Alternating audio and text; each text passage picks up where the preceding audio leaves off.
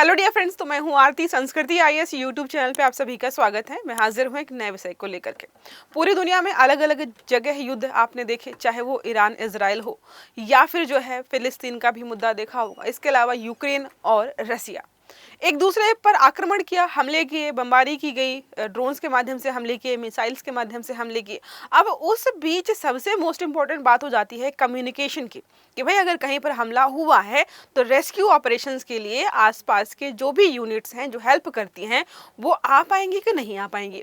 तो इसी प्रकार की पहल भारत में की गई है और भारत में दिल्ली को पहला अपना भूमिगत जो है CBRN सेंटर अलॉट हुआ है या सेंटर बनने वाला है।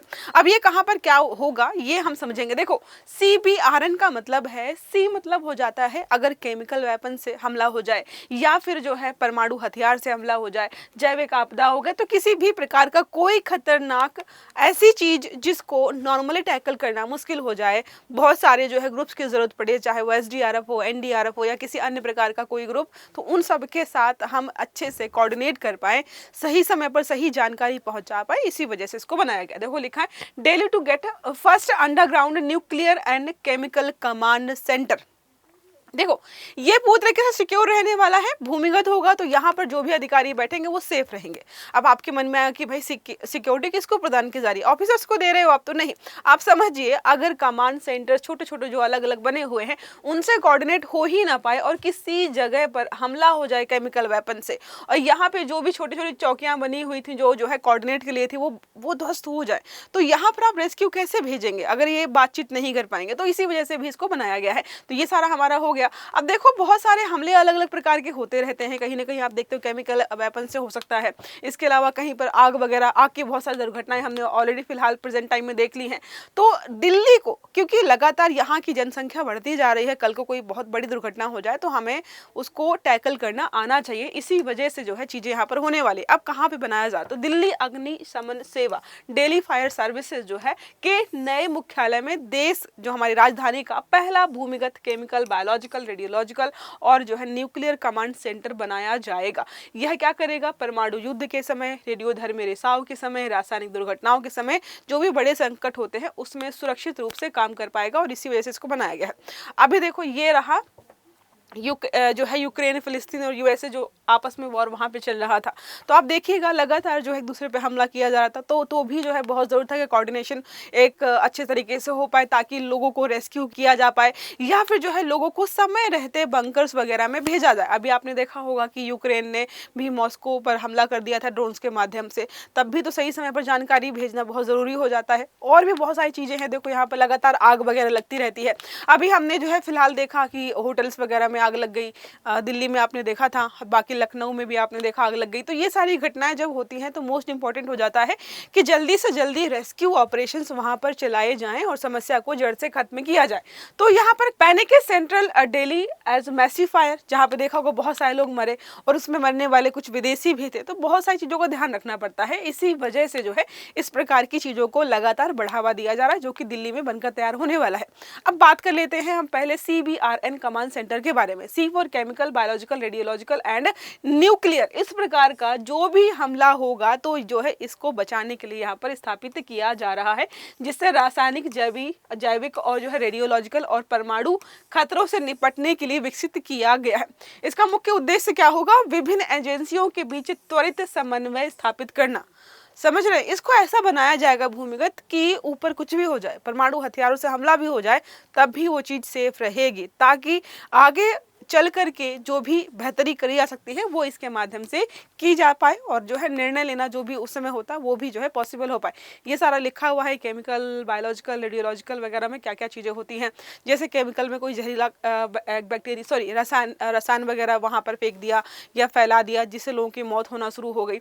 बायोलॉजिकल में वायरस हो सकता है, बैक्टीरिया, जैविक एजेंट्स वगैरह जो है वहाँ पर फैला करके लोगों को बीमार करके मारने का प्रयास किया जा सकता है। रेडियो में जो होता है रेडियोधर्मी पदार्थों का उत्सर्जन होना शुरू हो जाए। और न्यूक्लियर तो हमको पता है कि भाई क्या क्या हो सकता है। अब बात करते हैं यहाँ पर इसकी प्रमुख विशेषताएं क्या क्या होने वाली हैं। तो पहला है भूमिगत जमीन के अंदर बनाया जाने वाला है। अग्निशमन सेवा के नए मुख्यालय के नीचे बनाया जाएगा जो दिल्ली में ऑलरेडी बना हुआ है। ठीक है, परमाणु विकिरण वगैरह हमने समझ लिया है। परमाणु एवं रासायनिक सुरक्षा इनको प्रदान की जा रही कि भाई यहाँ पर बैठा अधिकारी कर्मचारी हर तरीके से सेफ है, बाहर कुछ भी हो जाए, किसी भी प्रकार का कोई भी हमला हो जाए, ये सेफ रहने वाला है। मल्टी एजेंसी समन्वय रखा गया है। तो देखो ये जो है एक सेंटर के तरीके काम करेगा। जब भी कहीं पर बड़ी दुर्घटना होती है तो यही होते हैं जो एक तरीके से मेन रोल निभाते हैं, मेन लीड करते हैं। अब यहाँ पर कौन कौन सी एजेंसी के साथ होगा, तो दिल्ली अग्निशमन सेवा, DFS, पुलिस, स्वास्थ्य विभाग, राष्ट्रीय आपदा प्रतिक्रिया बल, NDRF, SDRF हो गया, नागरिक सुरक्षा हो गया, अन्य जो प्रबंधन एजेंसियां हैं सबके साथ जो है मर्ज करके काम करेंगे। प्लग एंड प्ले सुविधा, इसका मतलब है केंद्र में आधुनिक संचार प्रणाली होगी जिससे किसी भी आपदा स्थिति में तुरंत संचालन संभव हो पाए और इसी वजह से इसे बनाया गया है। बात करते हैं यह कमांड सेंटर किन केंद्रों का संचालन करेगा, कौन कौन से प्रकार की चीजें करता हुआ दिखाई देगा। तो देखो अभी जो है प्रेजेंट टाइम में कुछ स्पेसिफिक इलाके चुने गए हैं जहां से ये काम करेगा या जिनको जो है संचालित करने वाला है।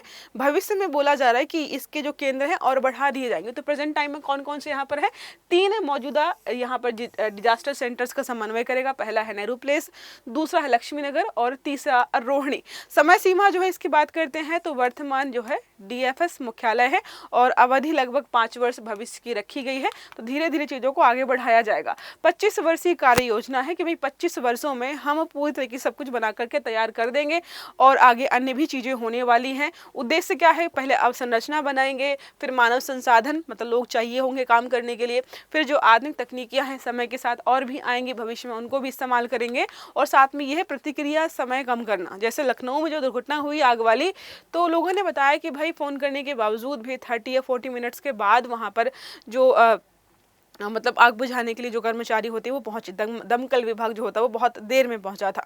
तो तुरंत जो है समय पर कार्यवाही की जाए तो रेस्क्यू ऑपरेशन सफल हो जाते हैं, अदरवाइज कोई मतलब नहीं होता है। बात करते हैं यहाँ पर कि वर्तमान स्थिति क्या है दिल्ली में इस प्रकार के विभागों की।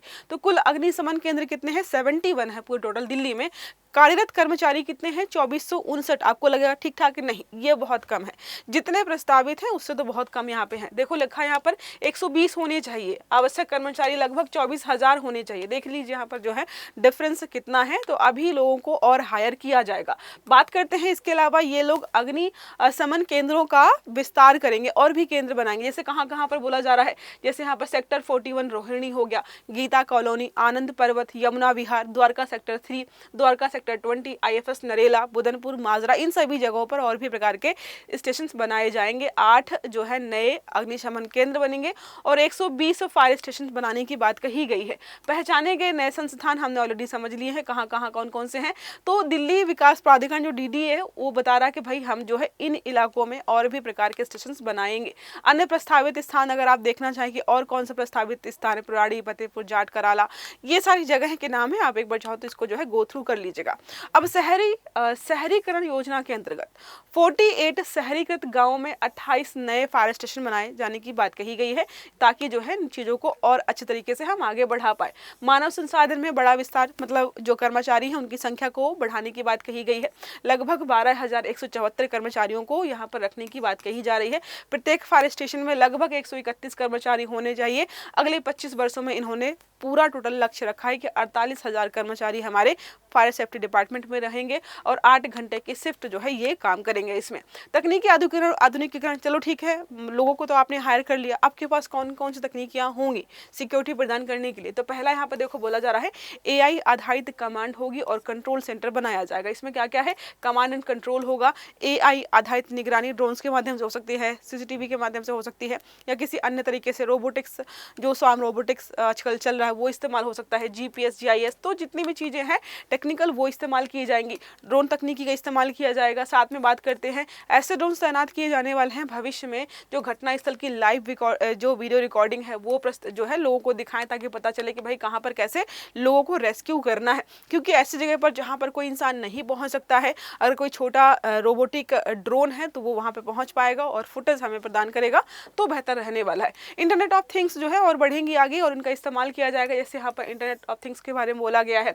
ऑटोमेटेड जो है कंटिन्यूअस मॉनिटरिंग सिस्टम, अपने आप मॉनिटरिंग करता रहे। ये जो मैनुअल होते हैं कई बार गड़बड़ कर देते हैं, तो ये बोला है कि हम इसको भी यहाँ पर रखने वाले हैं। जब किसी भवन में कोई खतरा उत्पन्न होगा तो हमें ये अलार्म के माध्यम से बता देंगे कि भाई कुछ खतरा रहने वाला है, तुरंत जो है ड्रोन से रवाना होंगे, कमांड सेंटर को तुरंत जो है जानकारी मिलेगी और प्रतिक्रिया जो है समय पर अगर हम देंगे तो जाहिर सी बात है जो नुकसान है वो कम हो पाएगा। उपकरणों का आधुनिकीकरण, तो क्या हम तब भी जो है पाइप के माध्यम से जैसे अभी आग में पानी डाल करके बुझाते हैं वैसे ही बुझाएंगे? कई जगह देखा गया, जैसे नोएडा में जब आग लगी तो आग जो है शायद 30 या 22 फ्लोर पर लगी थी और जो आग बुझाने के लिए जो मशीन गई थी उसमें जो पाइप था वो 12-13 फ्लोर तक ही पहुंच रहा था।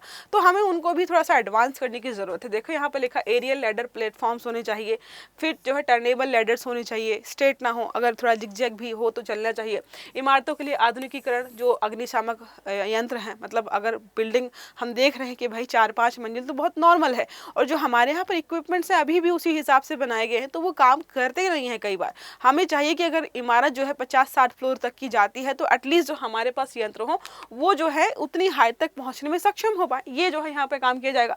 पूरा इसका आर्टिकल का महत्व क्या है, तो आने वाले समय में जो भी दुर्घटनाएं होंगी, चाहे वो रेडियोधर्मी तत्वों की वजह से हो, किसी केमिकल की वजह से हो, परमाणु हथियारों के हमले की वजह से हो, किसी अन्य प्रकार का कोई बहुत बड़ा खतरा होता है, तो तुरंत जो है समय पर प्रतिक्रिया दे करके लोगों को बचाया जा सके, रेस्क्यू किया जा सके। और साथ में जो है कमांड सेंटर ये भी कोशिश करेगा कि कनेक्टिविटी बेहतर रहे। कई बार होता है कि कमांड सेंटर को पता है लेकिन वहाँ पर जो रीजनल सेंटर है वहाँ पर जानकारी समय पर नहीं पहुँच पाती है। इसी वजह से जो है जितनी भी नई तकनीकियाँ हैं वो सारी इस्तेमाल की जाएंगी। जो हमारे पास इक्विपमेंट्स हैं उनको एडवांसमेंट किया जाएगा। राजधानी को हम सेफ बनाना चाहते हैं। अगर देश के राजधानी में ही आए दिन दुर्घटनाएं होगी, लोगों को सेफ नहीं कर पाएंगे तो देश की छवि खराब होती है। इस वजह से जो है इसको पहले दिल्ली में शुरू किया जा रहा है। आई होप ये आर्टिकल आपको समझ में आया होगा।